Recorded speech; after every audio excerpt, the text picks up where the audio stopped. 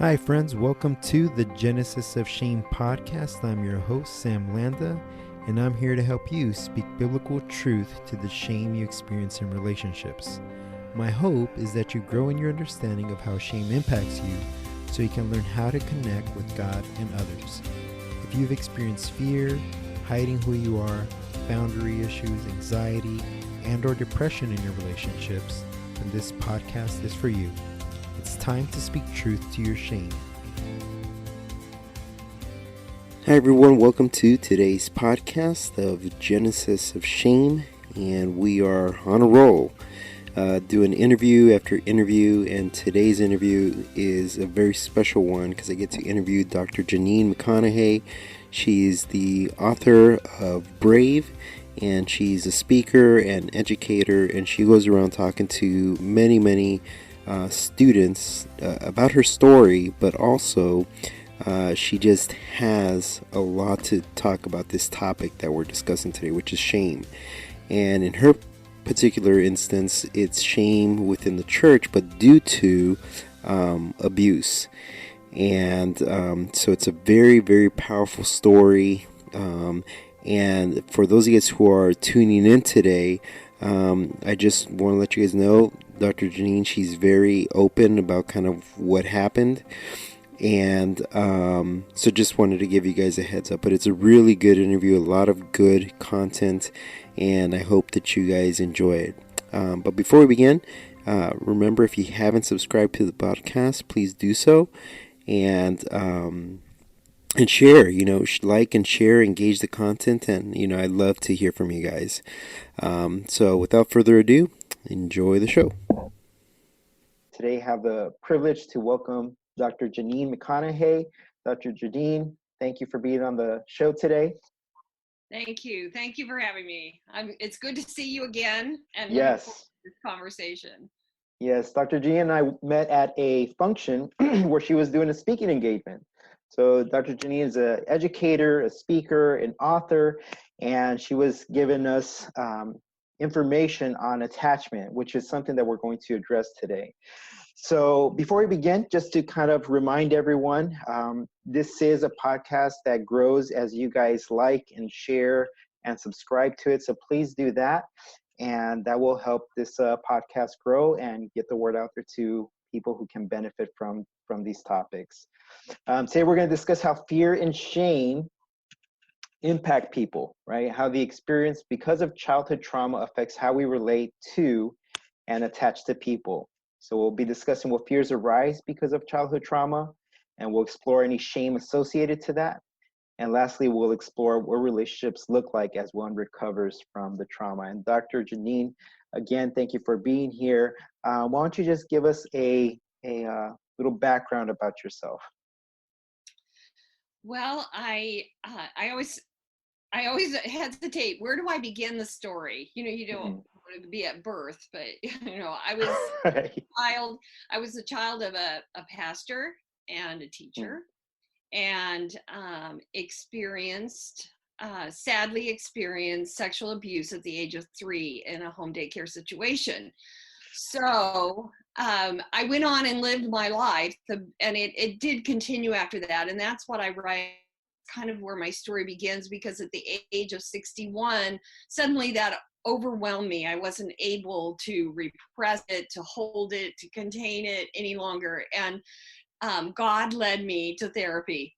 And so 5 years ago, almost 6 years ago, I began therapy, and all of a sudden I realized, trauma and shame, that is my story. My story is trauma and shame, and through the use of EMDR, eye movement desensitization and reprocessing, I was able to release the shame and the trauma, and so I came out on the other side of that journey, and now I'm on the board of directors for the Attachment and Trauma Network. And I speak, and I have a whole new life. God has given me a whole new life in where I'm able to redeem my story and to share with people that healing is possible, and to help them to understand how childhood abuse affects them. So that I live in Seattle, the Seattle area. We share a home with my daughter, and my husband and I share a home. We were married 40 years last year. We're a miracle. Congrats. And so we're isolating here and but doing well. So that's kind of a little bit of an introduction. Yeah. Well, thank you for sharing that. And you mentioned this as you were doing your introduction, the attachment, right? The attachment aspect, and I think that's where I kind of wanted to start our conversation on how trauma is impacted, or how that impacts our ability to attach or connect with other people. So what does that look like for someone who has experienced trauma? We know there's insecurities, the insecurity styles and so on. What did that look like for you? What do you see with others? Well, when we talk about attachment, and I taught child development. This is really interesting because I taught at the college level, and I taught child development and I was early childhood. My PhD is in early childhood, so I understood all of the theoretical things about attachment. I did not, and kind of sense that I had some issues related to attachment, but didn't fully grasp the effect that the trauma layered on top of the insecure attachment had. So when we look at attachment, we secure attachment. That's what God intended, for everyone to be in a good place, able to be a good enough mother, a good enough father, to nurture the child, to infuse the child with good nurturing messages, that they grow up believing about themselves. That's really the essence of a secure attachment. Then you go into ambivalent and avoidant and disorganized, which all they're all forms of attachment that goes wrong. Yeah. And so my story has elements of all of those, like an unavailable parent, punished for expressing my feelings, receiving comfort, and not so much receiving comfort and punishment from the same parent, which results in disorganized, but a lot of the ambivalent and avoidant parts of that. So what trauma does, because, if we look at Maslow's hierarchy, you have those bottom foundational things, and when those don't get set up correctly through that attachment relationship, then when trauma happens, and you're not physically safe and you're not emotionally safe, then it just adds to that. So that's what happened to me. And I think that the results that we see of trauma, and that's why when I found the Attachment and Trauma Network, I was like, oh my goodness, that they go together. Because if you experience trauma, but you were raised in a nurturing environment and have the kind of care and nurturing, and you have the parent or the caregivers that you need to help you work through what happened to you, then you don't end out with the mental health issues that you do when you do not have that good attachment base. And so honestly, in therapy, the attachment, my struggles with attachment were more difficult to heal than the trauma itself. Because I lack that very basic relational experience with my own mother, who I came to understand probably had her own had her own story and couldn't be the mother that she needed to be to me. Yeah, you said that the attachment became more difficult once you started therapy. I'm curious what that looked like before therapy, because obviously you had gone to school, you had been a teacher, you had, I'm sure you had friendships and so on. So to help our audience know, what was the mind like? What was going on inside? What were the emotions like? Beliefs about God? I mean, there's so much there, I know. But I'm curious to know what that looks like. It's such a good question, though, Sam. I love that question because I kind of need to answer that. because no one in my world, before I fell down the rabbit hole and disappeared for 3 years of healing and then came out on the other side and said, here's my story. No one did Right. that. No one. Yeah. And the story, the truth of it is that a little child, dissociation saved me, because I was able to take the parts that were so hurt and damaged and just sequester them, repress them, and set that aside and go ahead and live my life. And so I think that's why it's interesting when I look at attachment at different points in my life, depending on who I was at that particular time. I had different attachment problems, but underlying that was the need, probably the constant look for a mother, that I lived out my life. And it's interesting. I've had many conversations with my dear friends that I had over the years that I'm so grateful for. Tear up here, because I'm so grateful for the care that they gave me. They didn't understand me. And when I finally told my story, they were like, oh, wow, you make so much more sense now. Wow. Yeah. You know, that makes sense. And so I never had anyone who knew me well say, Janyne, that doesn't make any sense, because it did. Right. Because I vacillated between being a really independent person and a really, really dependent person who needed validation and needed people to take care of me and couldn't do things on my own. You know, my husband and I have kind of worked through all of this, you know, because 40 years of this. And so, and so I was very different people at different times, but I was a genius child, and I figured out how to not show that, to make everybody look like me. Even it just looked like really diverse parts of my personality. But it really, did you adjust to your environment? And I was a chameleon. Just, you know, tell me, I mean, I can remember, because I moved a lot from 5th grade to 10th grade, and I can remember when I would enter into a situation, a school or a situation, and I would just scan everything. Right? And I have to stop myself from doing that. You know, I'm like, no, I know who I am now. I don't need to be what they need me to be. I can be me, right? Yes. And so, but I would scan it. And so it's really funny, because I taught in Bible colleges from 2 very, very different theological perspectives, you know, and did not. We talked about that a little bit, huh? Yeah, we talked about that a little bit, and how this is what you say I believe. Okay, that's what I believe. Oh, okay, now I'm here. And so on the end of that, I had to say, okay, what do I believe? Yep. You know, who am I, and what do I actually believe?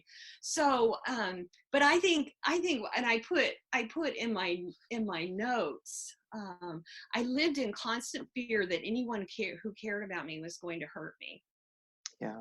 And so when I got into therapy, and my dear therapist, who's retired now, just devoted so much care and never did anything that would make me just trust her. So professional, did such an amazing work with me. But I was terrified, clear all the way through, that she was going to turn against me, that she was going to hurt me, you know. And there was a new attachment to adjust to. Yes. And I was afraid. And I think you have to understand that whenever a child, and my abuse occurred so early that I had no sense of self, which is another part of that. But it also is that when you are abused at the point where you're beginning to learn trust, then you really don't know that person is not someone you shouldn't have trust. So your trust issues are just off the charts. And so you're, but you have to trust people. I remember living my whole life like, I can't live and have a life unless I trust people. But I inherently do not trust anyone. Right? So you kind of go between those two. And if you get too close to someone, then you think, oh, this is when I get hurt. I'm trusting them too much, and this is when the pain comes. Yeah. And so I need to get out of this. I need to step away from this. And you see that in relationships all the time. So it you was know. good early on, and as you guys started to get closer, that's when the fear activated and you wanted to pull away? Right, but I didn't. I knew that. Okay. Yeah, so the interesting thing about studying attachment, which I did in college, right, Yeah. was I was really brain smart, and I'm like, oh, people who have attachment issues, they do these things, Mm-hmm. right? We don't catch it in ourselves sometimes. Right. And it's really funny because I'm observing, I guess I would say. And so I would be like, oh, wait, no, that doesn't make any sense. This person is trying to help you and you need to trust them. So I was able to live Mm. my life with that underlying fear, but not express it in ways that would have, I mean, I had some young adult disasters. And that's probably why when I speak to young adults, I'm like, Mm-hmm. oh, go get help, please. Go get help. That's really what I needed help. And I say that in my books. Mm-hmm. But I had some young adult disasters that kind of gave me more information, and I could see the pattern. I was very, very fortunate that I really could see how attachment would affect my relationships. Mm-hmm. And so I was able to live my life, but it didn't mean, but I was so unsettled internally. Yeah. Yeah. And because I had all of this um, realization that it was necessary to trust, but deep fear of trust at the same time. Mm-hmm. And that probably communicated a number of messages in your mind, right? Right. After a while of seeing your relationships, there's some messaging that we're taking from, because you're very, very aware, right? Very aware of what's going on inside of you, what other people might be thinking. And then that kind of leads to this idea of messaging that we start to make it our own, right? Right. Um, Right. and that's And where shame comes in, I'm guessing, as well, right? yes. And so I wrote, and I'm going to read this because I want to say it exactly like I wrote it. Mm-hmm. Fundamentally, all children believe that the abuse was somehow their fault. Yeah. And that it occurred because there was something horribly wrong, dark, or evil about them. And Mm-hmm. we want to make the trauma about the act, but it really is about the message that we walk away with. Mm-hmm. Mm-hmm. And so I think that it's so important, especially because if it's early childhood trauma, you don't have any sense of self. You really don't know who you are. So whatever is said to you, whatever this horrible thing that happened to you says about you, and my I think I need to kind of tell my story right here of Sure. because I did not have an attachment relationship with my mother. I mean, absolutely no attachment. Avoidant would probably be. Mm. Then it didn't mean that I still didn't have the. Now my dad was everything. My dad loved me, called me genius every morning. All the resilience studies say there needs to be one caring adult, and that was my dad. And Mm. he loved my mother too, and so he was always torn between caring for me and caring for her, and sometimes it didn't go well for me. Mm-hmm. But I understand the choices he made. So but because of my needs were not met did not mean that I didn't have needs. Right. Right. Right. So And true. so every child, when their needs are not met, they're going to figure out a way to get those needs met. Mm-hmm. And in a nurturing, caring environment with a nurturing attachment figure, that's where they go to. Mm-hmm. But I could not go to that place. My dad, he was pastor of a growing church. He was busy. And so I began to gravitate toward other people to Yeah. get my needs met. And that's what got me in trouble. Mm-hmm. Not that Well, it was sometimes we don't know what those needs are. It's just we're searching for something. searching for something that was not met as Mm-hmm. an infant, right? Yeah. And so I so when I say so the abuse that occurred grew out of my attachment needs, even though it wasn't my fault, right? I'm not saying it was my fault, but the perpetrators spot children who do not have good attachment. Right. Yeah. Because they're looking for a way to get their needs met, and they become targets. And so that's what happened to me. But then once that happened, and my parents did know that happened to me, then my mother, in a sense, she was trying to protect me, because I think the same thing had happened to her. And so she tried to tell me, you need to stop seeking attention. Oh, wow. Okay. So that embedded inside me the shame of who I'm an attention seeking child, and that's why this happened to me. It's my fault. It's because of who I am. And you were seeking just for your needs.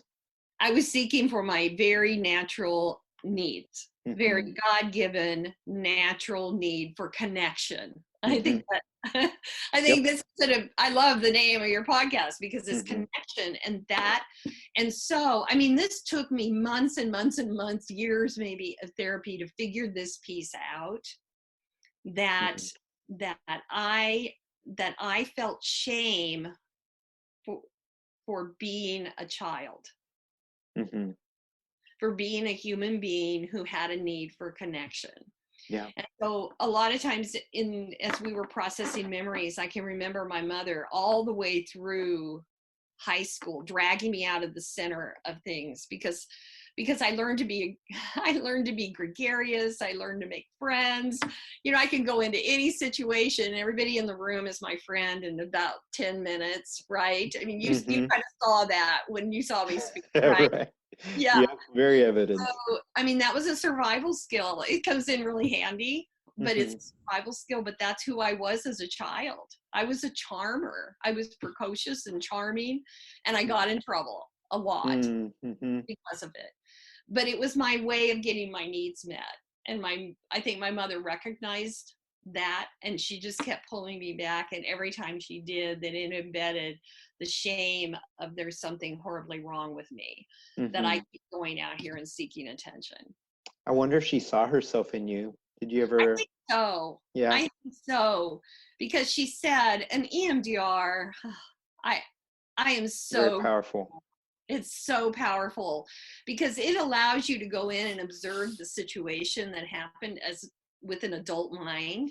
And so I could see what happened as a child. I could see how I had interpreted it as a child, but I was able to interpret it as an adult.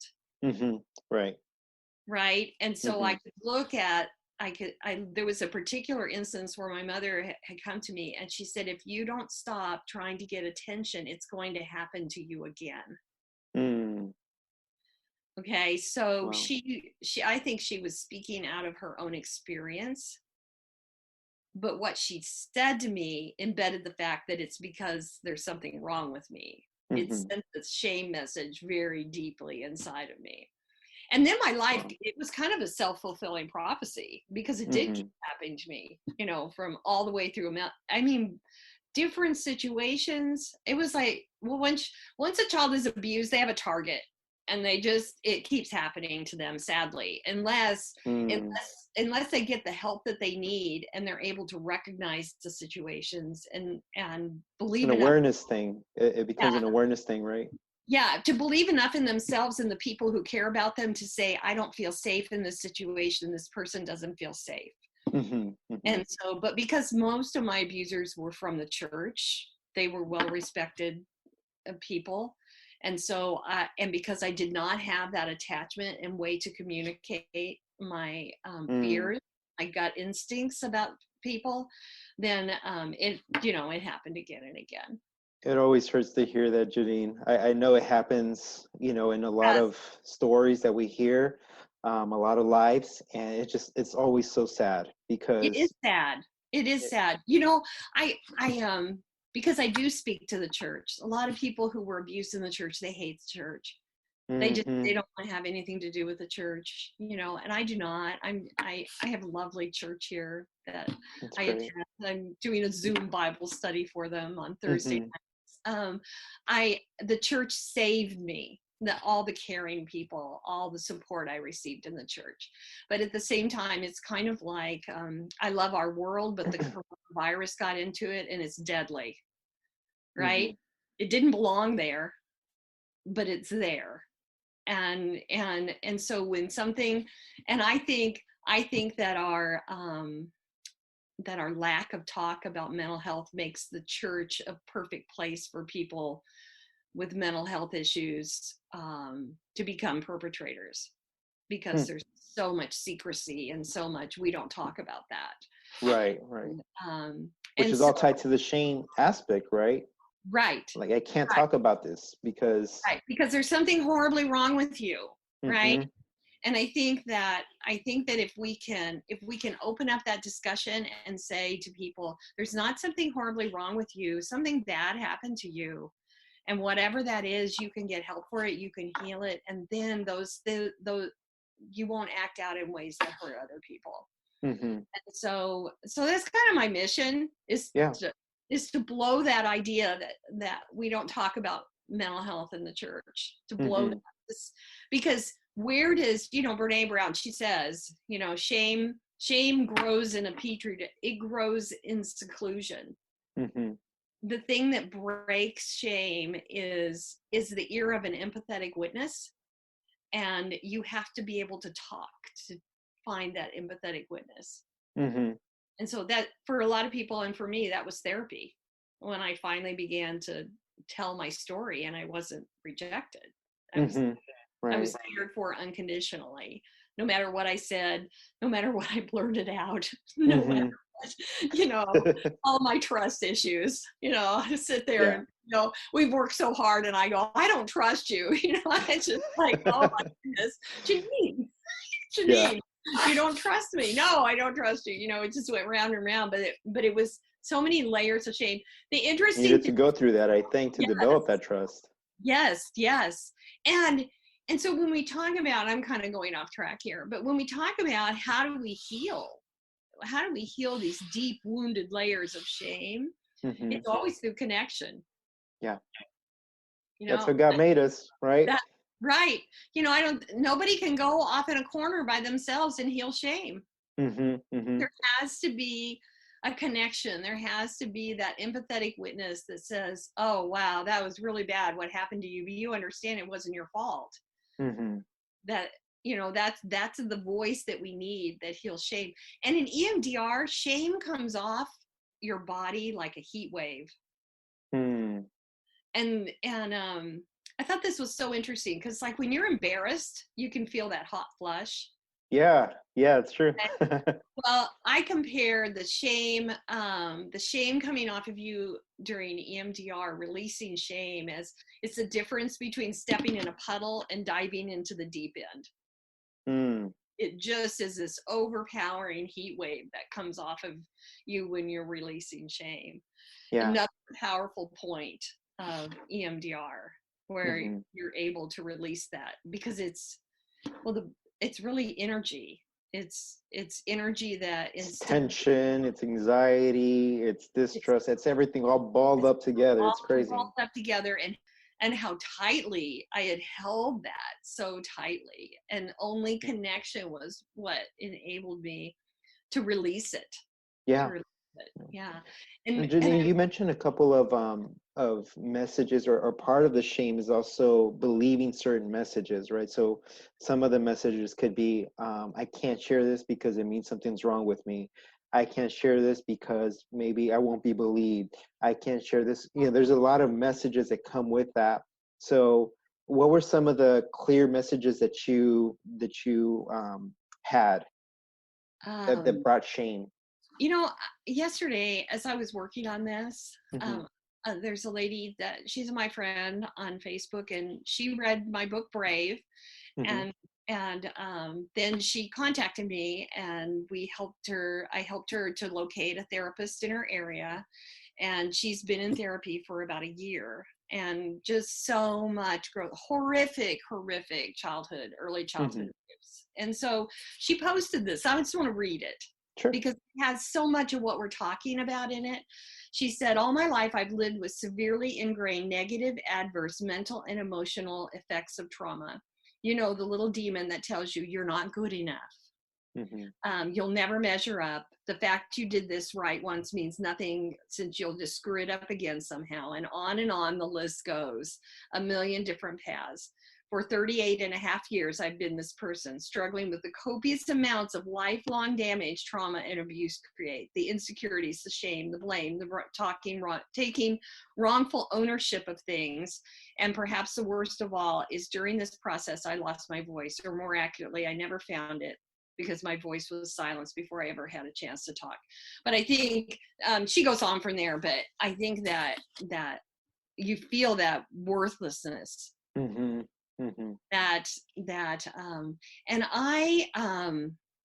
I think that my worst message was that I had worthlessness. And it was I don't know. Here's the really strange thing, is that when I sat on the therapy couch, when my therapist started talking about shame, I sat there and I told her, you know, I really have much shame.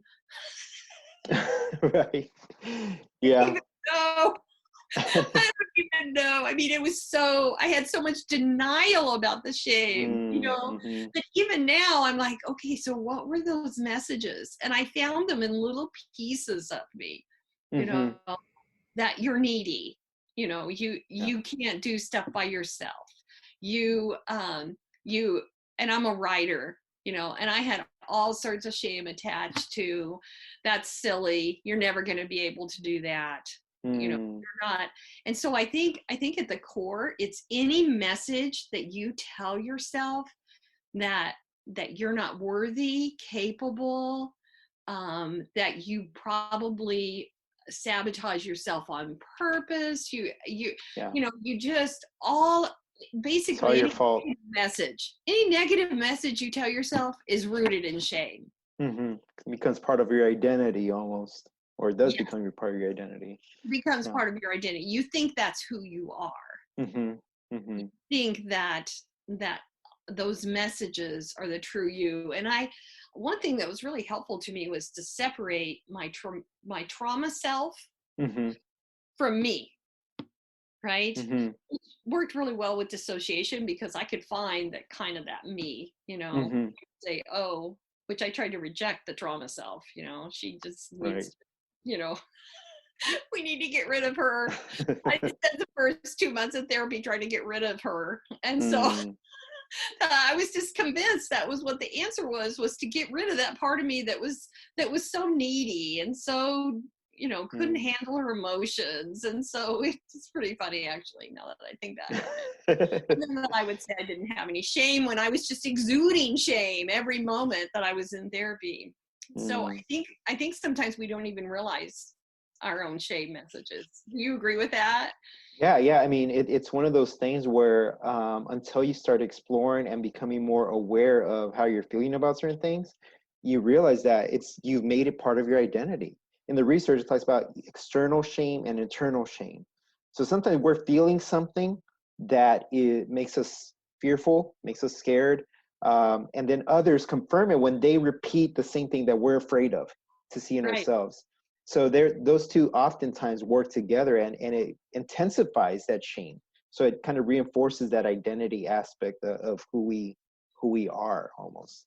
Yeah, because it's really confirmation bias, right? Exactly. You know, we're out there searching, you know, we're out there, sadly, we're out there searching for people who agree with our negative concept, right? And maybe if they don't agree with it, then we dismiss them. That's why it's so hard to accept that somebody just loves you. And shame immediately makes you want to hide. Definitely.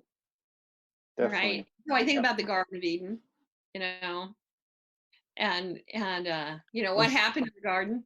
We're back to Genesis. Yeah, exactly. Okay, so in talking about what happened in the Garden of Eden, in fact, I wrote a blog. There's a blog that I wrote about hiding in the garden. And really that the essence of what happens there. I mean, they did something wrong, but that wasn't the end of the world exactly, right? And God would come looking for them with a repair. We talk about repair and the essence, and really repair is where we combat shame in our children. Mm-hmm. And so the book Llama Llama Red Pajama. I don't know if you're familiar with that. No.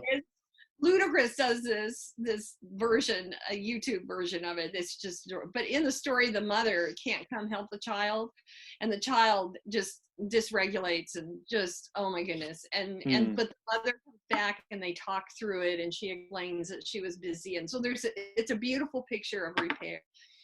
And really, that's what God came to do. God came. I knew. Where are you? You did. And so the act of doing something wrong is guilt. Oh, blew it. I shouldn't have done that. And that actually brings us to God. But the act of hiding brings us to shame. Yes. Yeah, that's a good point, Janyne. Very good point. Yeah. And so I think that in that instance, if they hadn't hidden, if they had just gone straight to God, and they would have said, and not tried to blame it on everybody else, right? Just Sure. that I made a mistake. I shouldn't have done that. I listened to the wrong voices, and I shouldn't have done that. Then there's this healing relationship that takes place. But instead shame. I mean, to me, that's the genesis of shame right there. Yep. Exactly. People began to hide instead of coming to God and just continuing with the relationship and really feeling exposed. I mean, if you're in a room and you have a shame attack, you feel you're naked in the middle of the room. Like that is the feeling of shame right there, and that's really what that story illustrates. That exactly. Yeah. they want to hide, and that's immediate. I mean, when I have a shame attack, I see my little girl self in my head running for the hills because I'm trying to go hide. And there were so many times just my expression on my face told my therapist, oh, she's trying to run. Yeah. She's trying to run, and she would just bring me back and say, we need to continue this, and showed me repair, and it was usually when I had said something that I felt that she would reject me for. That I had done something that she was going to reject me. So it's all about relationships. Yeah. That's the first thing that happened, as you mentioned in Genesis, was there was perfect relationship between God and man, and sin entered the world. And the first thing that you hear, I think it's chapter 3, verse 10, says, and he heard him walking in the garden. So there's this presence aspect. When people are close to us, that presence we feel, and then what happens after that? And I was afraid. Why are you afraid? What's going to happen? And I hid, right? So it kind of goes into this sequence of that's what we do when we don't have these healthy attachments, or when we are engaging in relationship. It's like we feel the presence of someone getting close to us, and we either pull away or we engage. And that ties into everything that you're talking about in regards to the shame. Right. So powerful. It's such a powerful thing to see there even happen in Genesis, right? Right. It is. I mean, that's one of my favorite blogs that I've written, because I'll have to get the link to that. Yeah, I'll send you the link to it. You can attach it with this. So that because I realized, oh my goodness, it was my hiding that did so much damage. Yes. Because I couldn't trust the people in my life to listen to me, and that's one of the worst problems that happens to children, is that when they do tell, they aren't believed. And so for whatever reason, and so I was fortunate in that my dad did believe me. My mother tried to deny it, but my dad did believe me. And so but then there were later instances where I tried to tell, and I wasn't believed, because everyone thought, well, it's because this happened to her when she was little, and now she's making stuff up, right? And so, So that was part of the yeah, fear then afterwards, right? Like, should I tell anyone? should I tell anyone? Will it just make my life worse? And, you know, really for a lot of kids, when they tell, their life gets worse. Mm-hmm. Home Yeah. breaks up, their any security they had, you know, the the maybe the provider is kicked out of the house, then they're broke, they don't have any way to provide for them. I mean, there's lots of things that happen when you tell. And so Mm-hmm. fear of telling, but it's right there in Genesis. Like, Yep. what will happen to me if I tell? Right. Mm-hmm. And so, and the story from there on, you know, I'm still working through the rest, you know. Mm-hmm. And and going to that, Janyne, I mean, God knew, right? God knew what had happened, and to your point about just bringing it to Him and letting Him know, hey, this is where I am. But people don't respond the same way God responds, huh?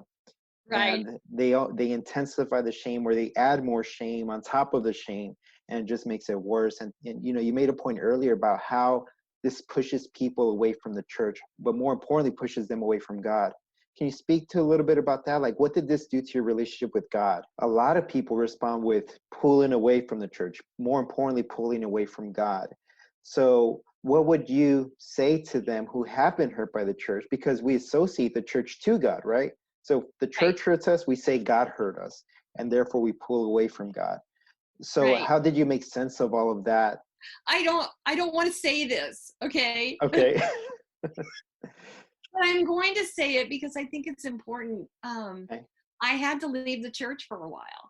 And that and I was afraid to tell anyone. I Mhm. felt great shame because, you know, and actually when you heard me speak was kind of my initial really coming back.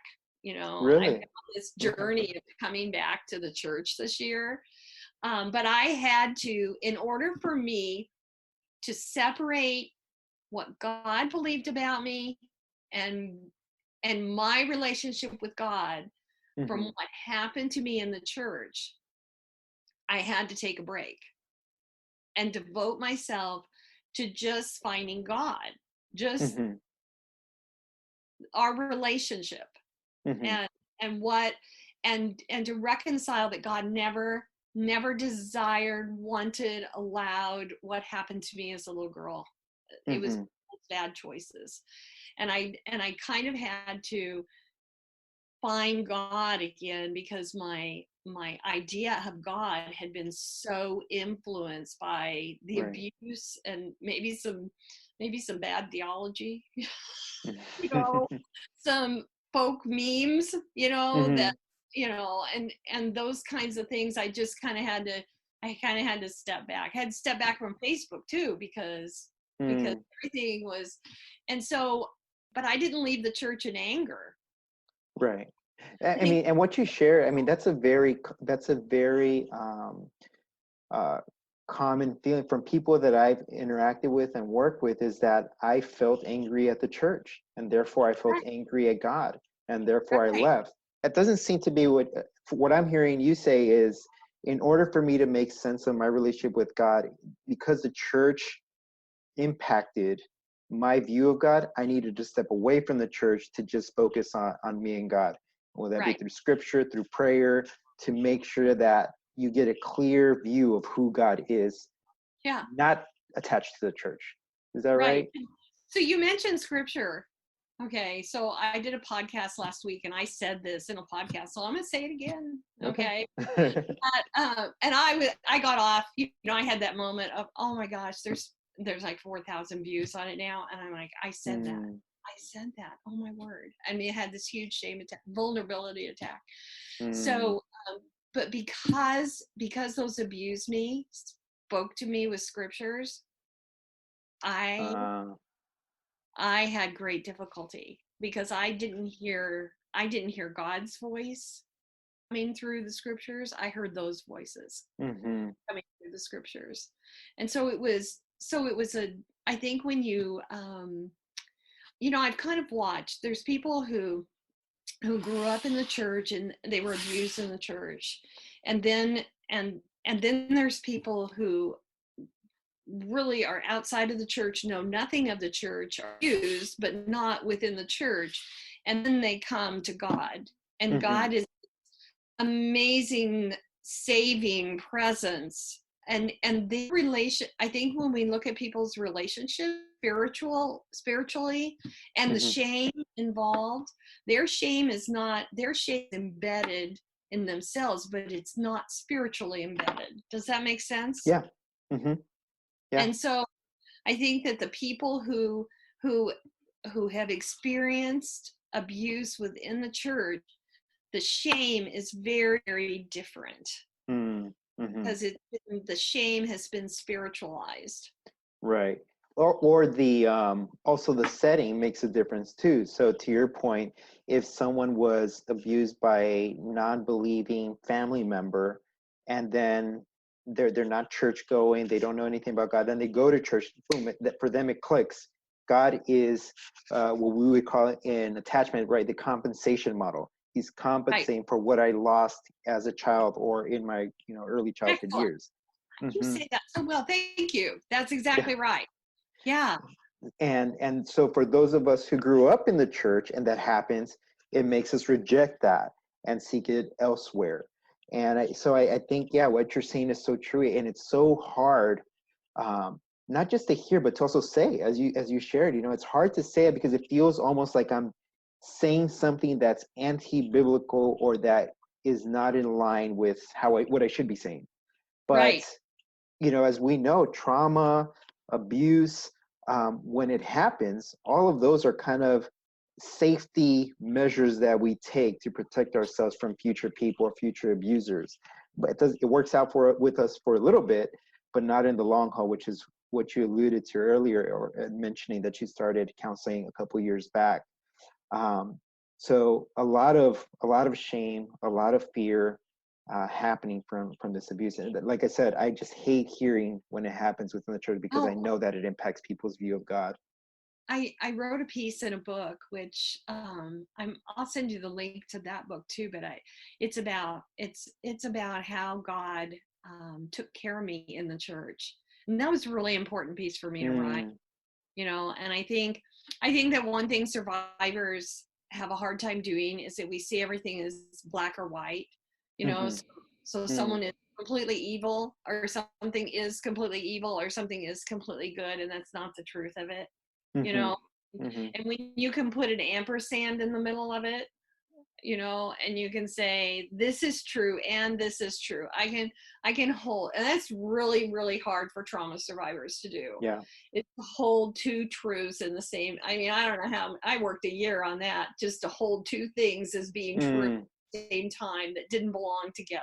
And so you get very black and white thinking, and so when people get angry at the church, because unless they go through that very long process, which I think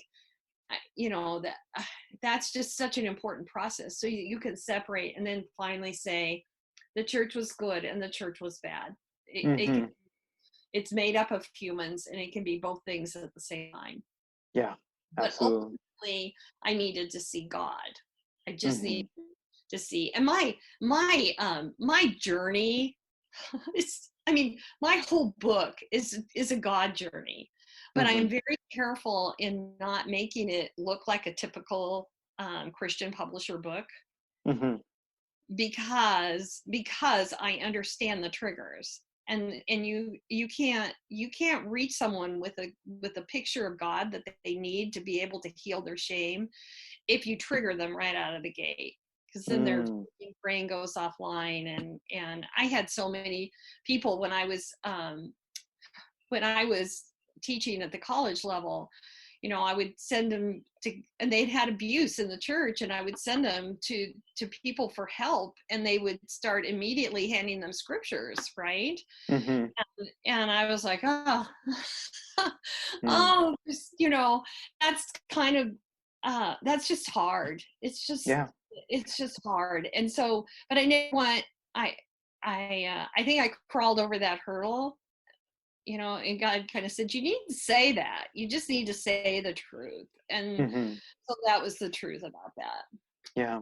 And you know what it does to that point, Jenny? I think it makes the person feel like um, the other person doesn't want to deal with them.